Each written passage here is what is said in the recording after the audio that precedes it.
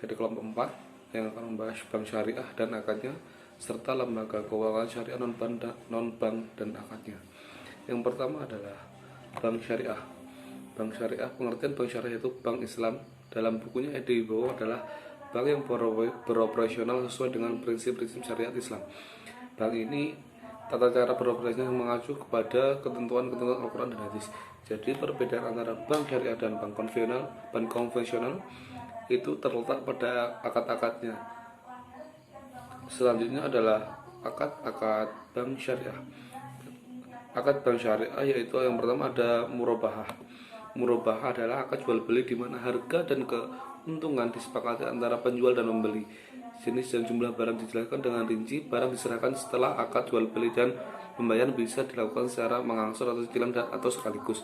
Jadi menurut kesepakatannya, untuk pembayaran bisa cicil atau secara konten. Yang kedua ada salam. Salam adalah jual beli dengan cara pemesanan, di mana pembeli memberikan uang terlebih dahulu terhadap barang yang telah disebutkan spesifikasinya dan barang dikirim kemudiannya. Salam biasanya dilakukan untuk produk-produk pertanian jangka pendek. Dalam hal ini, lembaga keuangan bertindak sebagai pembeli produk dan memberikan uangnya terlebih dahulu, sedangkan para nasabah menggunakannya sebagai modal untuk pengelola pertanian. Yang selanjutnya istisna, yaitu jual beli dalam bentuk pemesanan pembuatan barang berdasarkan persyaratan serta kriteria tertentu. Sedangkan pola pembayaran dapat dilakukan sesuai dengan kesepakatan, dapat dilakukan di depan atau pada saat pengiriman barang. Yang selanjutnya yaitu akad mudharabah. Akad mudharabah adalah akad yang dilakukan antara pemilik modal dengan pengelola, di mana nisbah bagi hasil disepakati di awal, sedangkan kerugian ditanggung oleh pemilik modal. Yang selanjutnya yaitu musyarakah. Musyarakah adalah akad antara dua pemilik modal atau lebih untuk menyatukan modalnya pada usaha tertentu, sedangkan pelaksanaannya bisa ditunjukkan salah satu dari mereka. Akad ini diterapkan pada usaha atau proyek sebagian dibiayai oleh lembaga keuangan, sedangkan selebihnya dibiayai oleh nasabah. Yang selanjutnya itu wadiah. Wadiah adalah akad yang terjadi antara dua pihak, di mana pihak pertama menitipkan suatu barang kepada pihak kedua. Lembaga keuangan menerapkan akad ini pada rekening giro.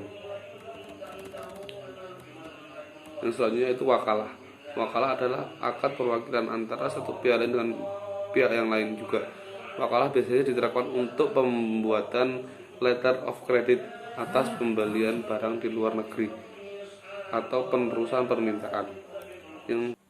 Yang selanjutnya adalah ijarah. Ijarah adalah akad sewa penyewa barang antara kedua belah pihak untuk memperoleh manfaat atas barang yang disewa. Akad sewa yang terjadi antara lembaga keuangan dengan nasabah dengan cicilan sewa yang sudah termasuk cicilan pokok harga barang, sehingga pada akhir masa perjanjiannya penyewa dapat membeli barang tersebut dengan sisa harga yang kecil atau diberikan saja oleh bank. Karena itu biasanya ijarah itu dinamai dengan ijarah wal-iqtina atau ijarah al-muntahlah bil milik. Selanjutnya adalah kafalah. Kafalah adalah akad jaminan satu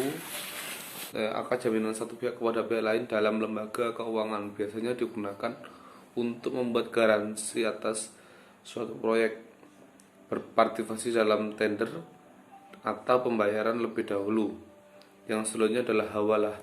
Hawalah adalah akad pemindahan hutang atau piutang suatu pihak pada pihak lain. Dalam lembaga keuangan, hawalah diterapkan pada fasilitas tambahan kepada nasabah pembiayaan yang ingin menjual produknya kepada pembeli dengan jaminan pembayaran dari pembeli tersebut dalam bentuk giro mundur.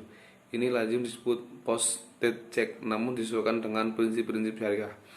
Rohon adalah akad menggadaikan barang dari satu pihak kepada pihak lain dengan uang sebagai gantinya. Akad ini dilakukan sebagai akad tambahan pada pembiayaan yang berisiko dan memerlukan jaminan tambahan lembaga keuangan. Terima kasih. Kurang lebihnya mohon maaf.